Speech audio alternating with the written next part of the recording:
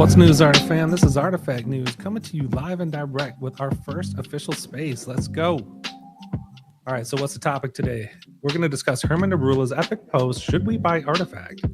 The post got a lot of attention, but the underlying story is that rather than jump straight into hostile takeover acquisition mode, Herman wanted to know how the Web3 community feels about this in general and the Artifact community specifically. That was a good sign in my opinion, and it's what we're here to find out. How do you feel, and do you have any questions? Just please keep in mind that we're here to discuss the idea of this happening. There are no commitments on the table. Nothing's been finalized. Do not make any financial decisions based on this space. We're just here to discuss the possibilities. All right, so here's the plan. I'll intro our panel, and then Snap and Hodl will kick it off with a question for Herman, and then you jump in. Request to speak, share the good, the bad, or the ugly. There's no bias here. We're not here to provide any kind of hopium or nopium. We're just here to get a feel for the community's thoughts and ask some questions. Herman did say that this space could sway whether he pitches Nike an offer, but no pressure or anything, right? All right, so let's meet the squad. First up, Sir Snapback, legendary producer, director, and videographer. I've seen him publicly question Artifact when it wasn't a popular position, and I've seen him publicly support them when the project was under fire. Snap's focus on seeing things through a productive lens, so thanks for joining us, Snap. And next up, we have Uncle Hodl, OG, original gamer, king of the modified GIF, and VTuber extraordinaire. He's got sharp takes, a steady hand, and he's always trying to get to the next level. Appreciate you for joining us, Hodl. And now, the man of the hour, Herman Narula, who just dropped that Should We Buy Artifact banger on the timeline. Who's Herman? Well, here are a few highlights. Herman holds a degree in computer science from the University of Cambridge, which is one of the most difficult universities in the world to get into. He's actually given a TED Talk, and for you gamers out there, the title of the TED Talk is The Transformative Power of Video Games. He's an author.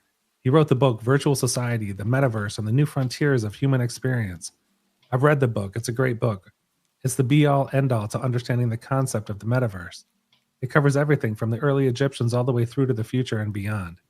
If you're in Web3, and especially if you're in NFTs or into video games, it's a must-read. And finally, you may know him best as the CEO and co-founder of Improbable. Herman has led the company to an over $3 billion valuation. Hopefully you were on yesterday's Guinness World Record-breaking Other Side trip. It was incredible, for real. If you've ever been on any Other Side trip, you know how groundbreaking and crazy the tech is. Playing in the same server with thousands of other players at the same time is amazing. It's true massive multiplayer. And their Somnia blockchain, 1 million plus transactions per second, sub-second speed. Think in-game transactions as fast as a text. Basically, Herman's been crushing it on just about every level. Welcome, Herman. How are you doing? Hey, so good to be here, and thanks so much for hosting the space. I'm really excited to meet the community, and just for people's benefit, like this isn't like engagement farming or trolling or just like no one has anything better to do. This is a serious discussion that we're actually having. Some people have said, is it for sale? Could you buy it? Could it happen? Like, I don't want to, say anything that could actually damage any kind of process or thing, but like, I wouldn't be having the conversation if it wasn't at least plausible, is what I would say. But yeah, really keen to meet everybody and learn more about this. I'm also conscious I'm not a holder. I don't know the culture. I don't know the history. I don't know the pain. I don't know the promises. And I've made big mistakes in the past where I've entered into things without really understanding that. So really keen to learn, and feel free to yell as well as tell your story. That's kind of the point here. And I couldn't tell you if this is potentially one of the great comeback stories if we do this right, or maybe this should be let to die. I don't know, but let's find out. Awesome. Thank you for joining us, Herman. Definitely an honor here. So we definitely want to get it over to the community as fast as possible here. But first, I wanted to say, hey, Sir Snap, man, do you have any questions or anything, or like, what's your take on this whole thing? Yo, what's up, everybody? It's good to be here. Good to be in a space that's talking about positive opportunities in the future and growth and building and creating. And I mean, don't even have any questions off the bat. I definitely have some questions, but I just think that, so far, everything I've seen, like I said, we're just talking about, potential and opportunities. And, I'm excited to explore the way these two, properties could work together, because I think it really is a good fit naturally. So. Yeah, for sure, man. Hoda, what about you, man? How you doing? What do you think? GM. First, let me start by saying I'm sorry I let you all down. I don't have my clone on today, but it's in the banner. It's always there. And yeah, I mean, I was at the world record thing yesterday, and I've been at most of the other side stuff. It's really amazing tech as a gamer. I love it. Like spatial audio, like you can hear people having conversations like far away, and like it's like you could barely hear it. It's really cool stuff. So I guess if I could lead with a question, it would be, what would be possible for our 20,000 clones? Could they be maybe a base avatar for Improbable? Is there any ideas that you have in that nature? And yeah, that would be my intro question. Awesome. So, I mean, like, that's a great question. And thanks so much for coming to the thing yesterday. That was an amazing moment for me, too. It took us 11 years to get to that point where we could finally break that record, which, I think also speaks to a little bit of how we see the space, which is this shit takes time. We are not interested in things that happen overnight. We work really intensely, but we do so almost for a decade now. And I think it's going to take another decade to fully realize the value of the metaverse. So, we're not in this for a quick buck in anything that we do. In terms of what would be possible, the way we've built M Squared and also the Somnia blockchain, which if you guys haven't seen, we went to testnet on Friday. That's kind of a dark horse. We're at 1 million transactions a second now. The way we've built everything is as a series of layers that work together. So at the most relevant to Artifact, there's metaverse markup language, which lets you take an NFT and actually define a rich interactive object that can then be used in any world. That's totally open source. So what we would probably do is think, okay, what are the ways we can create interactive, useful avatars and other assets that tie to people's holdings, and how could those become Lego bricks that could then be used in any experience, whether that's like a brand world built by a different company, other side, or anywhere else. I would say we haven't really pushed the limits of what we can do technically yet. Some of the stuff yesterday is like it's just more like a technical test, but I think thinking about what are the experiences that are very unique for this community, what are the ways of engaging with these assets that are actually going to be unique and not just another skinning of what we already have, that would be pretty important. In terms of would it be a base layer for us, I would actually look to make this a venture. So Improbable operates as a venture builder. If we bought this, we'd build a new company and we'd probably connect that company to the community in some direct way, either through equity ownership or through a community council, etc. We've seen a lot of bad governance in this space, and so I think there's the right balance of like one or two really good professional leaders who do nothing but think about the success of Artifact, and then a community connection. And the way that would interact with all of our other layers is through protocols and through optional interaction with if it's right for the business. That's awesome. All right, so now we're going to open it up to the community. Don't be shy, for real. If you just want to get up here and say I'm all for it or I'm not feeling it and bounce, that's cool. Like there's no judgment or anything. As Herman said, this space very well could determine whether they make an offer to Nike. So speak now or forever hold your NFTs, right? So hey, Ilan, you want to get up here? Yeah, dude. Hey, thanks for pulling me up. Like I jumped on Artifact very, very early. Obviously love to see some familiar faces in here talking about Artifact. I think they're like for Artifact in particular in this community, there were some just amazing activations very early on. I'm thinking Monolith One Quest. I know I posted this on a few places, including on one of Herman's threads. A big, obviously, fan of what you're doing, Herman. I read Virtual Society multiple times. I've listened to it, the audiobook multiple times. I love the content. I love the thought process. I'm so grateful that you did that. I was kind of on mushrooms for the last half of the audiobook recording, so hopefully that didn't ruin your experience. No, absolutely not. And I mean, I think that whenever we talk about networks, it's leveraging the mycelia network is something that probably can illuminate a little bit of our thought processes around that. But I think when it comes to, like you said, the Artifact community, and particularly some of the lore that's already in place, I think that where things kind of got left off was an exodus into space. We do have within the ecosystem, pods that we, that are on cyber compatible, that we've sort of created in that sort of metaverse type layer. I think, again, like, the lore itself lends itself to something really something that could be really amazing as far as a space sort of adventure in an improbable sort of universe. I mean, I think I was at Other Side World Record as well. I was in there shooting around, had a lot of fun, and obviously think about the metaverse almost as sort of Web 4.0. Once we sort of decentralize the network, and we have persistent online digital environments, that to me would be the sort of the next evolution to my mind of internet existence and connectivity. And to be able to build worlds around that, right? Like to build interactive, immersive worlds that allow you to, flesh out things like, this sort of space opera that we sort of started on with Artifact, really bring that to fruition, allow the community to, to plug in and have agency over the direction of that particular lore, what happens, the battles, anything else that could potentially happen between all the, the built-in context, like the DNAs and so forth. And so, I mean, I'm enthused about it. Obviously, there's a lot of baggage with Could you Artifact. expand on the baggage a bit? Like in your mind, what is the baggage, and what would we need to be careful about? Yeah, people got burnt, man. People got burnt real hard.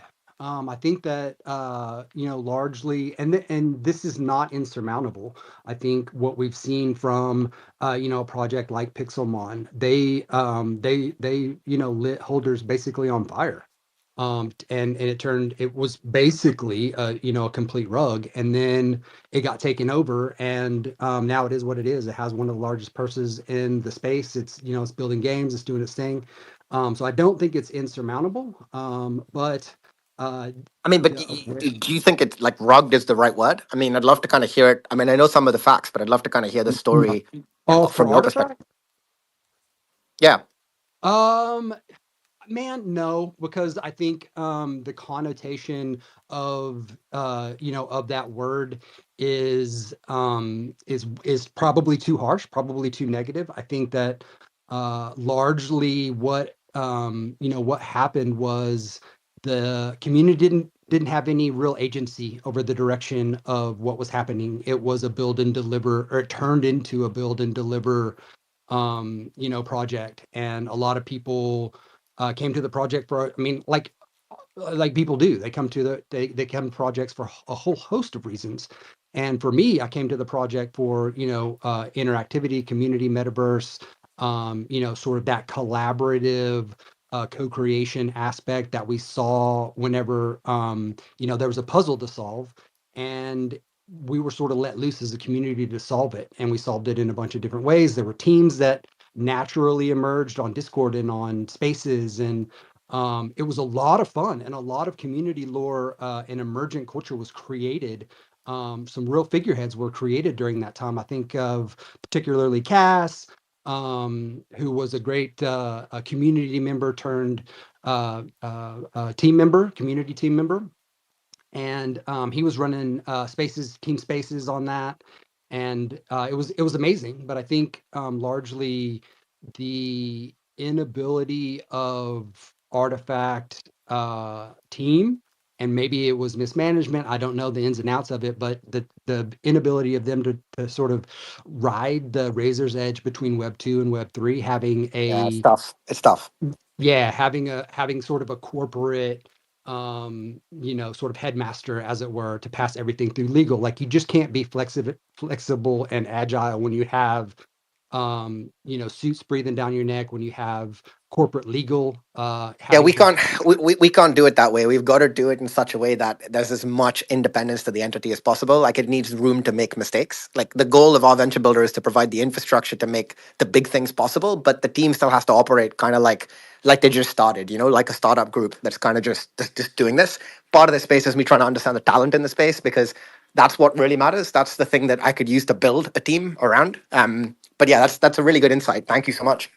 Yeah, no, absolutely. I think, largely, and it's pretty well known in the space, that at one point in time, the artifact community was the most creative community out here, particularly with 3D assets, and what people galvanized around with this project, which was the ability to make the renders, like, learn Blender. I know a lot of people that came into the project not knowing anything or having any proficiency in 3D software, and ended up teaching each other and building tools in Blender, so that people could utilize those assets.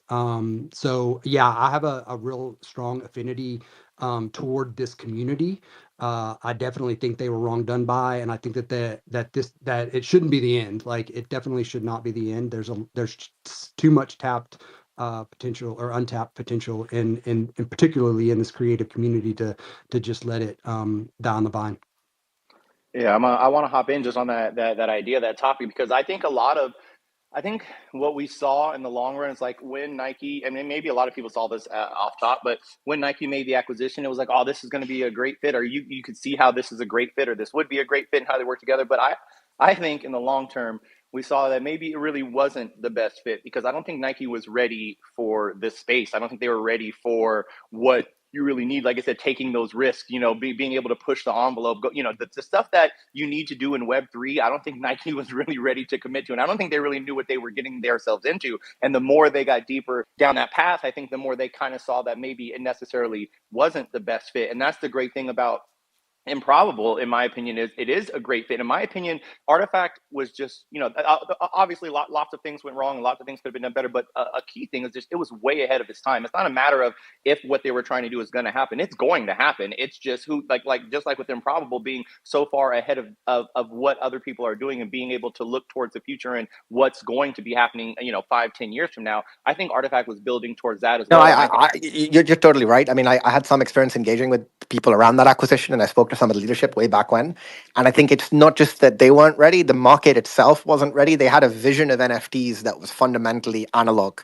They didn't really understand what the point of the builder community was, or how to share value with them, or how to create a bridge from what they create to experiments that could actually onboard other people.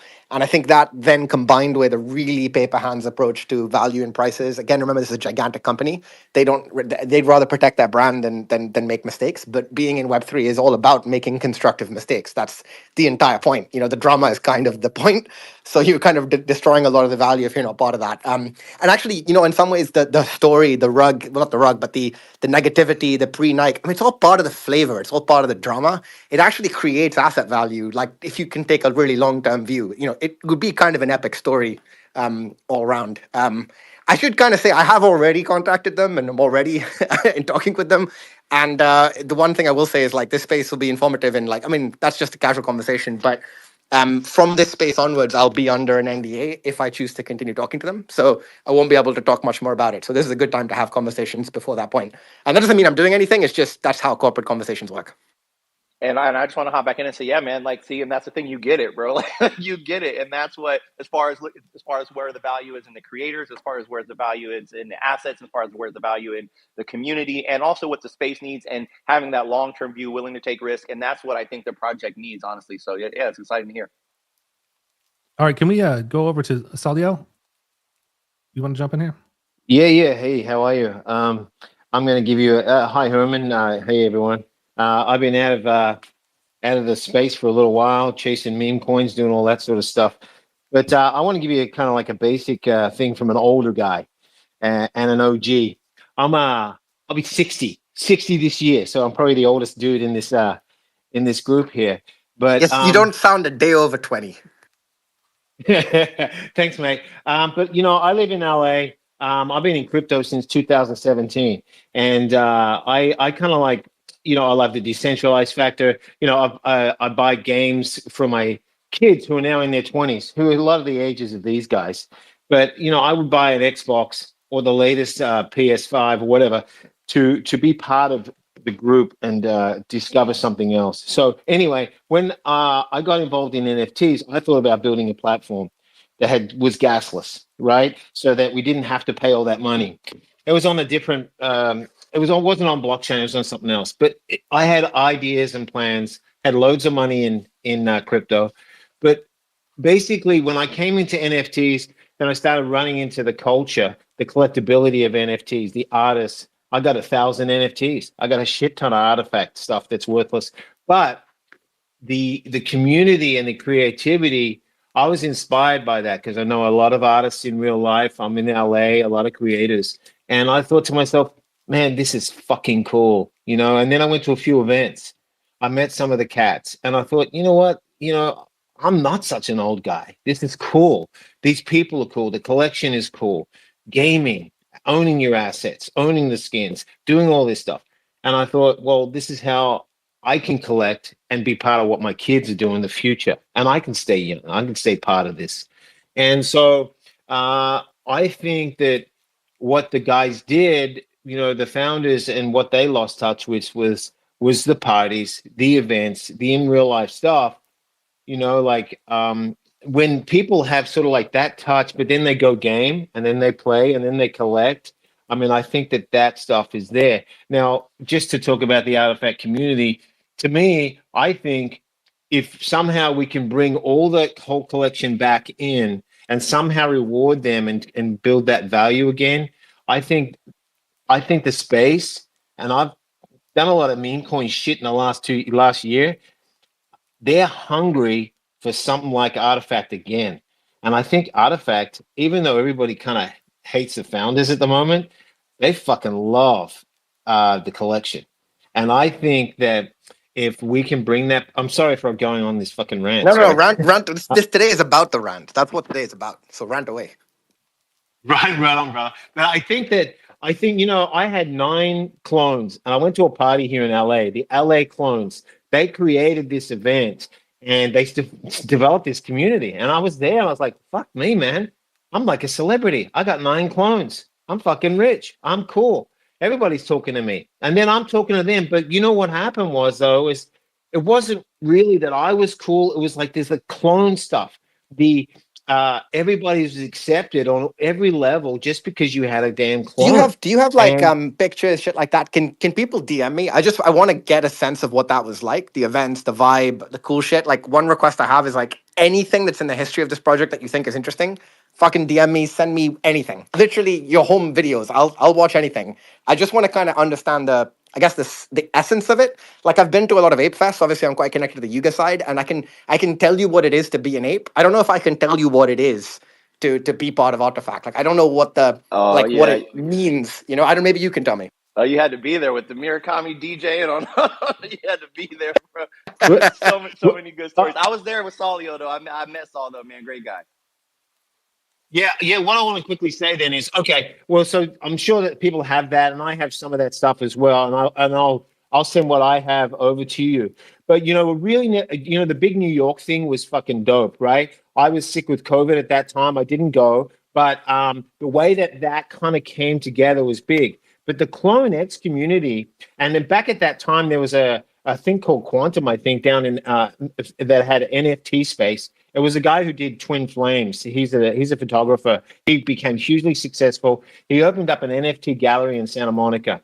Well, I had made plans with Fear City, which is Stephen Bliss. He's Grand Theft Auto original OG artist. He has his own collection, comic books, all that. I'm a big collector of that. Well, I had made a plan to do Clones, Fear City, and Cyber Brokers event at his space, right? It was going to be like a combo of all these different things, and then, there was there's so much distance from the fucking the founders that I couldn't put shit together, and that was in the fledgling stage. Now I'm not a big community guy. I don't have the same enthusiasm as a lot of these young bucks, but I got to tell you, it's fucking there.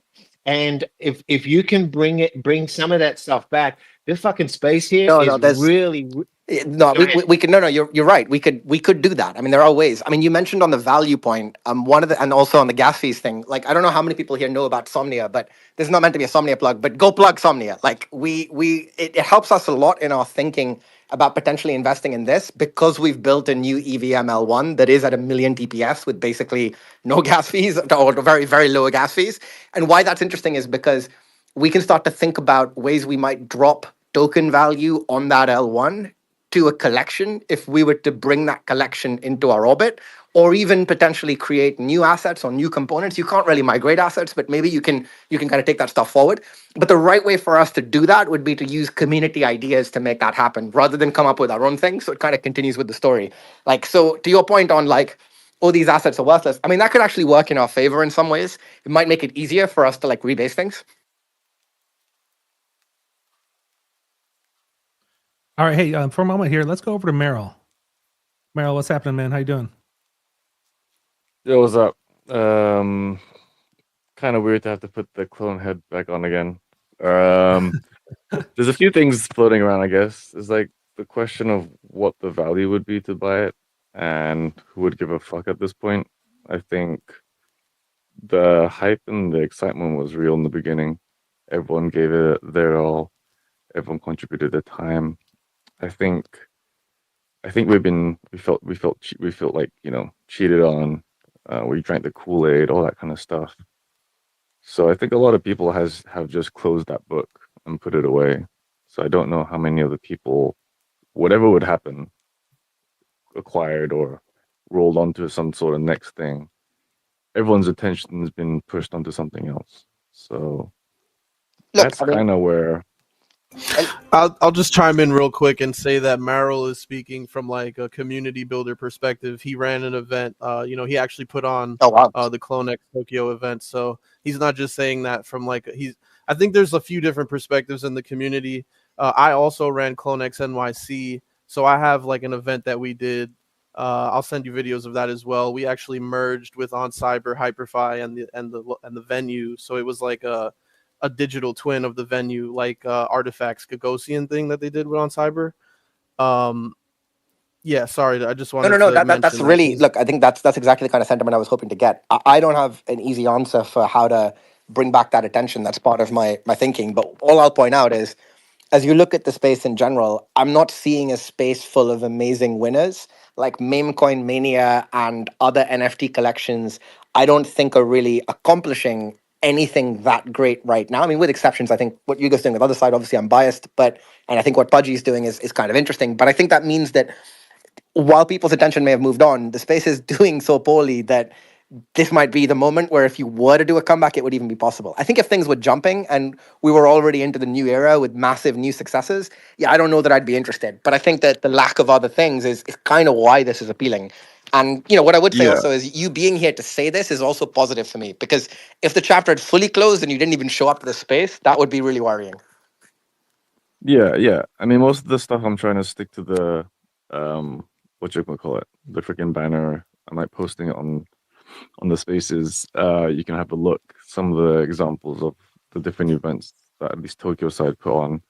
And I'm sure Hodl is posting his stuff as we speak. So I think it's an interesting one. Like, yeah, there is nothing happening at the space that is kind of like knocking it out of the park. But I think the builders who have continued to build since like that time, there are kind of second level or like another layer coming added to it. So I think we've all gained a lot of experience going through this.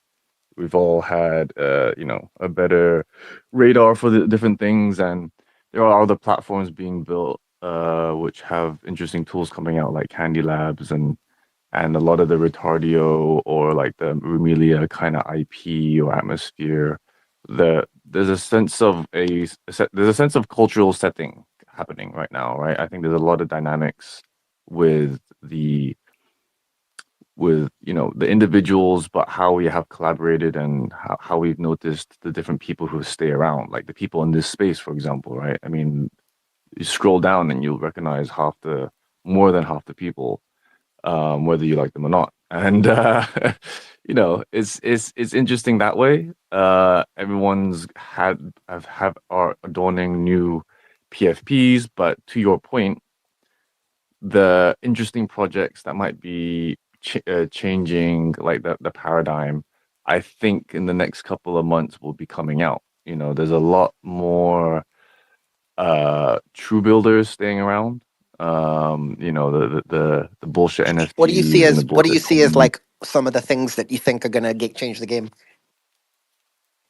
If I can speak, I guess it's like Candy Labs is a new platform looking to make, for lack of a better word, dynamic NFTs based on a new protocol, and they have a lot of good partnerships and a lot of good uh, teams or brands or projects that are going to collaborate with them to, I guess, reinvigorate the NFT space because it's kind of stale right now. And so that may have created a second marketplace, so to speak. So I don't have much more information than that to be able to provide at the moment, but yeah. And I guess that's all I'll say for now. Really awesome, thank you. I just wanted to say too, I think that Meryl's super OG, super legend, super awesome guy, definitely in touch with everything going on. And I would like to say, like, I think, yeah, it may be hard to, like, I think the creators that have left, like, we're probably not getting them back. Like, people that feel like they've burned, they've moved on, and that's fine. But there's this is an ever growing space where there's new creators coming up all the time and new people just discovering things all the time. And while, like you said, we're moving on to starting anew, and that means new creators coming up, and Artifact does have the assets, the platform, like even seeing everything that's going on with Project Phoenix, from the VTubing to the AI to the UI to the, like, that level of polishness I don't see anywhere else in the space, or even the assets that are necessary to build on something like that. So I think that like Solly was saying, he's an older guy, he has kind of a different perspective. I'm an older guy too, I got a different perspective, but I also have 5 boys, and what I can tell you is having 5 boys is age 13 all the way down to 4 is that they love, this is the right track. They love this tie between NFTs and video games and fashion and pulling them all together. And so I think that we're on the right track, that Artifact has the ingredients to bring in the youth, the creators moving forward, if it has the right platform and the right vision and the right angle going forward. That's really helpful, thank you. And I agree that virtual worlds and games represent the largest expansion potential for assets. Also, since Artifact had a bad time, you guys may be aware that the games industry's had a really bad time. Mass layoffs, huge problems with attracting new users. Whereas NFTs was something that everybody I talked to in the games industry, and I've a lot more relationships there than I do perhaps in NFTs, they kind of scoffed at it, a year or two ago. Now, like, and I do this some sort of private equity stuff on the side as well. Everybody's asking, shit, how do we survive as an industry? How do we, people are playing more games than ever, but they're mostly playing older games. They're not really coming on to new titles. It's very difficult to do that. And the answer for most people is IP. So if a resurgent Artifact could get you your first 10,000 hardcore fans, not even 20,000, just like 10,000 for your new thing, that might actually matter now in a way that it just wouldn't have 4 years ago when distribution costs were low and things were just a lot easier. Hey, I'm going to go to Curated, Jerry, and then Canoe. But we recently ran a poll where there was 111 people that voted, whether they want Improbable to buy Artifact or not. And there was 60% that said yes, but there was 26% that said more info needed. So I just want to ask a question here real quick. Okay, so could you just for a moment put yourself in the shoes of a clone holder and help us understand the true potential of this acquisition? Like, if you were a clone holder, why would you be hype about what Improbable and Artifact could accomplish together? Because I think that might kind of help us focus on what this actually means. I mean, like, what could we see? Like an Artifact City? Could we see like shopping districts and creators being able to sell things? Like, what could we see? So look, I think the thing that I always go back to is first principles. What the hell is the value of any NFT? Like actually, like, and I think, you know, membership, club, and community or art are certainly true, but they're ultimately self-limiting, right? A club can't have 1 million people in it. Membership is limiting based on size. Physical events have limits, and art again is self-limiting. You can't have 1 billion Picassos. It just doesn't make sense. So really, the value of a digital asset is tied to the psychology of its utility and the experiences you can have with it. And those experiences have to be more fulfilling in a technical sense than the experiences you can get somewhere else. If ownership of Artifact allows me to have more feelings of, say, competence, which is the reason, which is a psychological term for why people play first-person shooters, that's going to be a tough sell, right? Because Call of Duty's out there and it's pretty great already. So making Artifact Call of Duty super unlikely to make anyone interested in Artifact unless we can somehow make it better. You know, autonomy, which is the feeling of making choices and having agency. Now that's promising, right? If we were to say, what's one thing that Artifact and the community around Artifact could give you as a member, as an owner, as somebody connected to that community that other things can't? It might be to get your creative juices flowing. It might be to make you feel like you can make meaningful choices. So then the question becomes, what experiences do we build to actually enable that to happen more? So would I build a city or a shopping district? I don't know. I don't think so. What about, you know, a much more creative environment or space where, you know, folks can kind of build modules in a really organic way, kind of like the ODK is for other side, but maybe something more in the vibe of this community, more visual in the way people operate. Like we now have Gen AI to basically make assets, and our MML open source language works very well with that. So imagine some sort of like, I guess, community owned or created site where you could like build and deploy components of what would become sort of like a shared virtual world or other space. I don't know. The reality is, I think a lot depends on what that one thing is that you can get in this community you can't get anywhere else. The third area is relatedness, which is the feeling of meaning something to other people. And I think if we look back at the history of holders, who they've been, what industries they've been part of, I'd also ask myself, well, hey, can we go back to those industries? Can we go back to those communities and think, can we add to the relatedness that they experience as a result of doing this? So, you know, we can, the crazy part with where we are right now is we can build you a city in like a week. I mean, that stuff's not hard anymore. And you can you can play $5,000 a month to Rob at M Squared, and you can have yourself a virtual world that you can build and you can stick Artifact in it. And that's the easy part. The hard part is, but what should you build, and how does that connect to different things? I also think age groups are a big part of this. Like, one thing I'm trying to figure out is like, what is the age group for this? I think it's slightly on the older side. I think it's more creative professionals. I don't think it's kids, but I'm not sure yet. You know, and from talking to you guys, I think it's probably different demographics that link together. But yeah, sorry if that's a bit of a ramble. I don't have these answers yet, but I think maybe I'm giving you an idea of how I would go about finding them. Awesome. Thank you for that. Hey, Curated, what's going on, man? Yeah, not much. This is a great space, and I spoke to Rob from M Squared at NFT Paris, and he said there was grants and stuff as well, because I was trying to push him into digging into the open source side of. He's got contribute to that. He's got a lot of money, Rob. So you should. His team's flush, so you should definitely push them for grants. Yeah. So I was trying to get him and the team to dig into Phoenix and pick that up and make those integrations, because I thought that the opportunity to catapult clones into multiple worlds is a one of those immediate next steps. And I've done a couple of threads over the last few days in advance of this spaces, because there's so many aspects of this community and this ecosystem that it's hard to kind of coalesce and condense it all. I kind of look back at the Nike acquisition of it and go, at the time they were looking to go direct to consumer, cut out retail, create this digital online presence.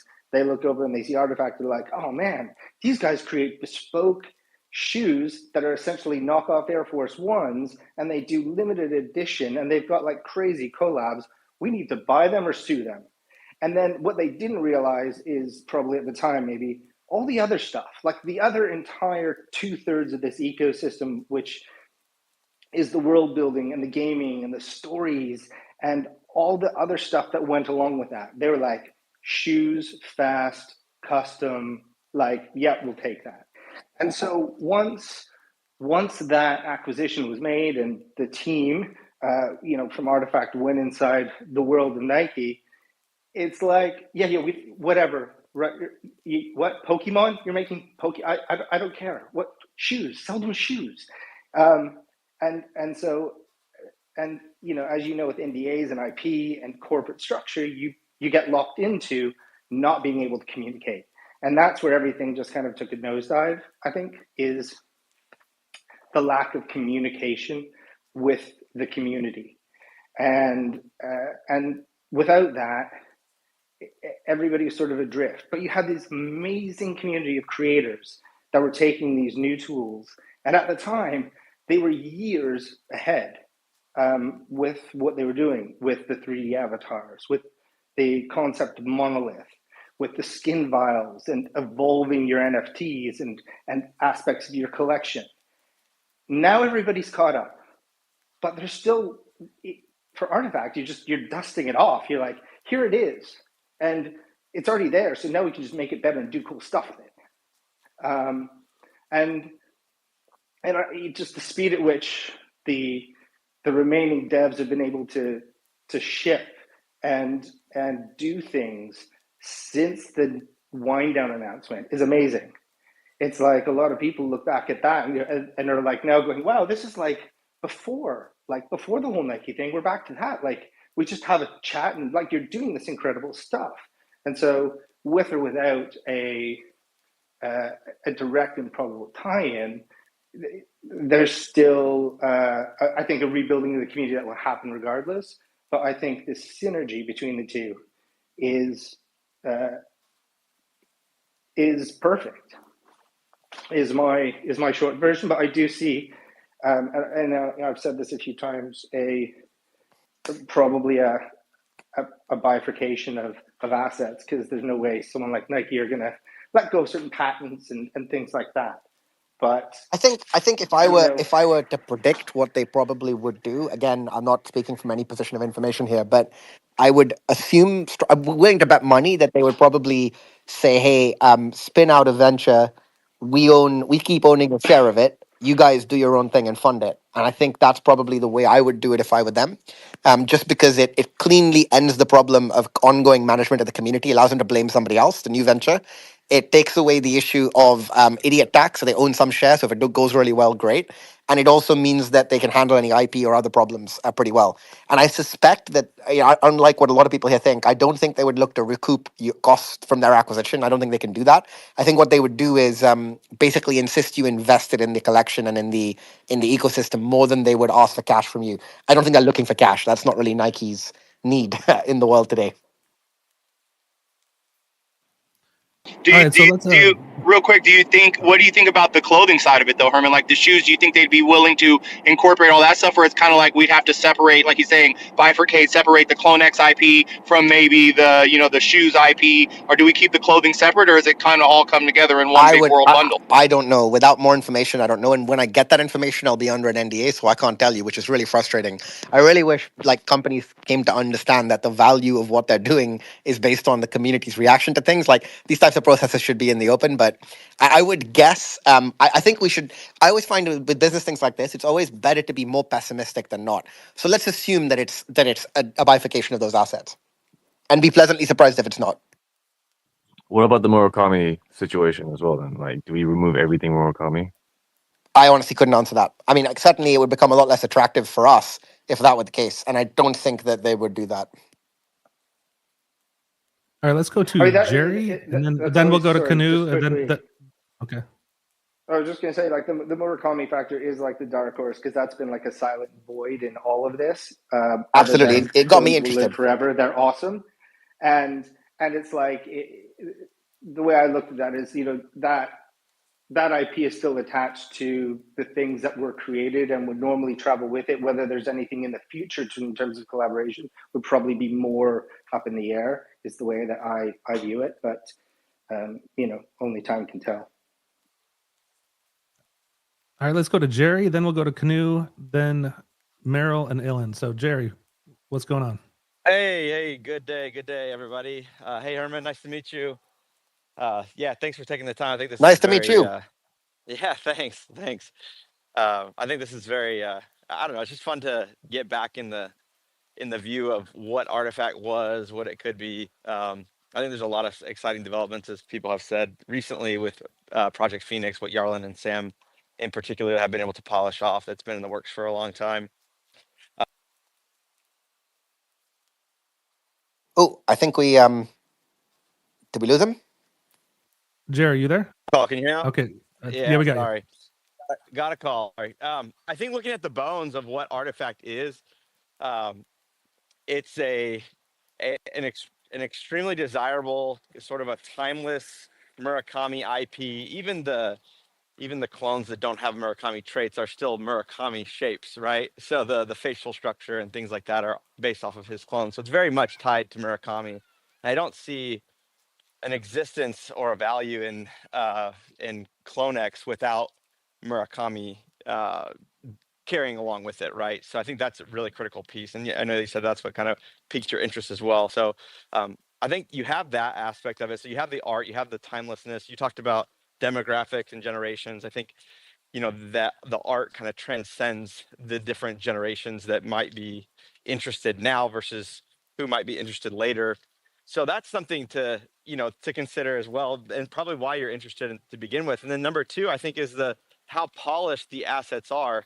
And so my question, in terms of like the 3D rigging and the shading and all those things that the very talented team has done to release the V2 version of the files, my question is more around what the application is. How do you plan to advance the technology, advance the IP and the capabilities of the assets moving forward, as opposed to just maybe dropping them into an existing That's a really good point. sandbox? No, that's a really good point, and I think Okay. I think that's what the organization would be creating, or like the sort of semi-decentralized company that would run it, would be focused on investing in. And for me, that's about what functionality you can bring to those assets in different spaces, but also potentially building unique spaces in which those assets, can really be their full shape. So, using MML, what functionality can we add? Using much cheaper on-chain protocols, what about bringing these assets to life? Like, one thought I've had that I don't know if it's a fit for this collection, but and I don't want to impose ideas that don't come organically from the team we would put in place if we do it, but something I'd love to try with our collection is building unique sort of semi-sentient generative AI gamelets for every asset, and having those in some way be able to pilot, interact with, or engage with those assets in different worlds. Like, I think thinking about how these things can come to life is really fun and very possible with where the tech is now. We did it with some Bored Apes. We kind of experimented by bringing one to life inside a M² space that you could get money off it, but only if you could convince it. It was kind of like a cool little experiment. I think there are a lot of things like that we could do. My preferred strategy for expansion of things is to make the cost of experimentation so cheap that you no longer need central planning for new ideas. You can experiment with lots of parallel things at once. And then when something works, then you kind of mainline it. That's why we've done over 100 metaverse events in the last year and made them so cheap, like less than 100K, even tens of Ks in some cases. Like, you guys probably don't even know, on Monday night, Valverde, the Real Madrid player, is doing a like massive meet and greet inside an app called The Residency.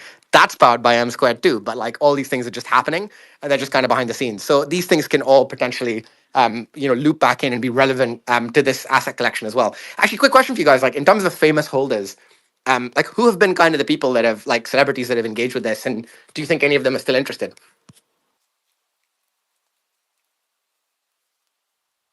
I mean, we had a lot of celebrity engagement to start, but I don't know.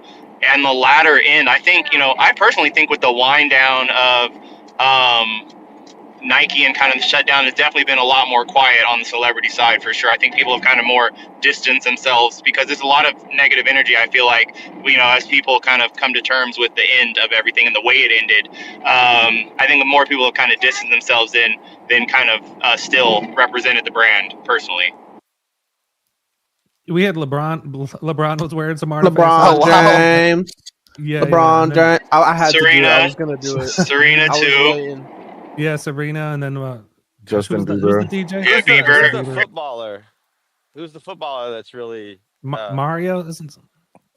Oh, the linebacker for the Well, no, No, I the mean for the soccer, Broncos. the the soccer soccer player. So like a guy. The couple soccer people. player. Oh So like a wait, do couple we know people. how many He's of like these are like he's like Nike very on athlete it. situations though? I don't mean to be like the Debbie Downer in this situation. I'm sure you mean like celebrity interactions that are Yeah, like more they bought organic, one. more organic. Yeah, That came yeah, before the yeah, yeah, yeah. acquisition, maybe.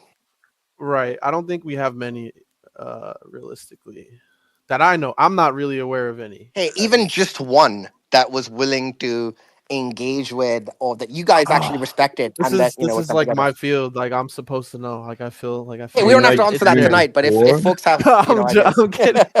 I'm kidding.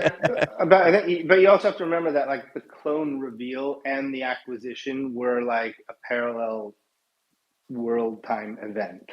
Yeah, it was So like like there all at the was same no time, pretty clone to much. kind of Yes. associate with prior to Nike's ownership of Well, Artifact anyway. there could have been. I would say it has to be anyone who was a sneakerhead, perhaps like any celebrity that's into sneakers. Maybe even like a Jeff Staple collector might have had some Artifact Jeff Staple stuff, so they would have had clones. Uh, that would make the most sense, perhaps. But I don't really know who specifically. I mean, the truth is, Artifact really did build their brand off of collabing with celebrities. But I don't know how those relationships gone from Murakami to Fuo to Jeff Staple to I mean, that's what got all the artists from the Space Strip series. They're all different places now, but those were all. That's kind of what it was built off of from jump. All right, we got the big dog coming at Hypeo man. Cass, hello, are you here? I think he might have something to say about what I said. I think. Hey, can we go to Canoe for a second? He's had his hand up for a little while here, so. What's up, boys? My fucking arm hurts, bro. No. How we doing, y'all? Nice to meet you, Herman. Yeah, man. I'm just listening Hello. to Space. Great space. I love all you guys. I see everybody here. Fucking Cass, Chids, Meryl, Curated, Artifact News, Uncle Hoddle. Who I do for Sam. Uncle If I'm missing Hoddle people, is such a great name. Sorry, Jerry, continue. bro.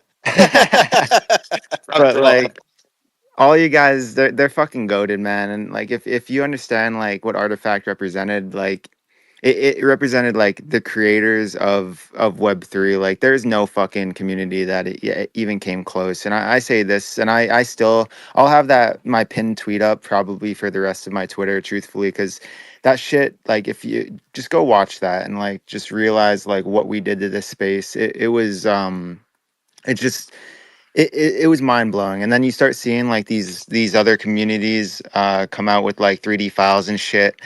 They're just not even close, man. They're not. So that, I mean, I'm just coming up here to say my piece of like, nice to meet you, Herman, and I love everybody here. I'll always support. And yeah, man, like there's no community that was ever like this. Like this was fucking the best. The best. They should have been the best. It's sad, man, but yeah, man. Thank you guys for Hey, having me. what was can be again, right? It's possible. Like, I'm not saying it'll happen, but I just think, you guys are all here because you fundamentally bring the most valuable energy of all. I think crypto and NFT projects abuse their communities for money when what they should really be milking them for is belief. That's the real power. That's the thing that can start new things. That's what you have the power to do. And I just think it's a waste to not channel that energy. If you've loved something, then you never stop loving it, right? I mean, I'm just thinking how I feel about Warhammer, for example. I would literally kill another human being for Warhammer 40,000. I'm obsessed with it to a level that probably requires a psychiatrist trip. But I can only imagine how bad that I felt over times when they've screwed their community. But it's never made me stop believing in what it could be. You guys have both a financial, social, and cultural interest in this. And I think unlike a lot of other NFT collections, the more I'm listening to you guys and I was looking to some of the things people have sent, this was culture, right? It wasn't just some images. It was meaningful artistic culture. Like if there was a museum one day, the great metaverse museum of the times gone past, I think there would be a section in this. There'd be apes there, there'd be Artifact there, right? I don't think you can tell the story of NFTs and not have Artifact in that story. That counts for something. Definitely. Cass, did you want to jump in here and say Hey, something, man? Artifact News, sorry, I've got a hard stop in 4 minutes. Apologies, I got to run to an interview. Oh, okay, cool. So yeah, Cass, man, do you want to close us out here with any thoughts? I don't know how I got like the last words here, but there you go. Yeah, shout out to everybody in the space. Herman, nice to hear from you. I'll try to keep it brief. I feel like everybody said a lot of dope stuff. I really like what Meryl and Hotto were saying recently as well, because I think there's got to be a realism and an expectation setting side still. You know, a lot of people, while they came into this was probably like the biggest community that onboarded Web 2 normies, or people who I don't think are like super deep in crypto. And I mean, I wasn't extremely deep in crypto before Artifact as well, but it's just been one of those things over the years. You start to learn how this space works, especially if you're trying to attract crypto or Web3 people to drive this. There's still going to be that financialization side that people are going to want to see, and there needs to be concepts around how being active, whether as a creator or a builder or just a holder, could benefit you. And I hate to say that, but I worked for the team for several years, so it's like the shit that I've had to bang my head over on how we could make all of these dope things happen that people wanted to see, while also increasing value in their assets. But No, look, the, you're right. Like it's all about making money at the end of the day. But we can, if we think long term rather than short term, it's easier to combine money making with, creating some kind of lasting community or value. I think it's the short term thinking in this space that is its poison. That has always been its poison. It's just so tempting to like run away with $1 million when you could be making $1 billion. Totally agree. I think anybody will tell you too that I have been one of the biggest people saying, since anything has happened, to not buy a fucking CloneX token, to not jump into anything that says it's going to be something that pumps your bags because you hold a clone. You're going to have to expect that nothing's going to happen. But if I had to give just what I would say could be a cool starting point based off of what I'm seeing, and I don't know, I'm not even like too deep anymore, to the point where I like, it almost hurts to fucking put hopium out there. But I think with what we have here, like, you can see who's left, you can see what spark remains. No, I see it. It's really rallying the creative professionals, kind of like you said, but making it a hub of where there's tools kind of like Phoenix and other things that we're seeing, but maybe ways that it could expand on it. And for you as a world builder, it could be interesting, like you said, with these gamelets to try to drive community sourcing ideas and community sentiment around concepts, and just get fun with it. But yeah, I don't know. I just hope for all my friends we can see some better days. But I'll stop rattling. Hey, I Thanks for can't coming out, promise. I'll close by just saying I can't promise that we'll do anything, but I can promise that I'll be infinitely transparent to the extent that I can be. And like, if anything happens here, like, the last thing we want to do is take you guys for another ride. I'm also not looking for exit liquidity. I'm trying to lock in. I'm trying to get into something. I don't know what space that's going to be. Maybe it's Artifact, but I just hope that comes across in this. Well, thank you so much, everybody, for coming out. Herman, it was an honor. And No, thank you all very much. everybody. That was an epic space. So we'd love your help talking more about Somnia as well. We're trying to get that out there. It'll help us with any acquisitions we do. yeah, for sure. Godspeed. All right, everybody. Well, you know what time it is, man. Go news yourself. Peace.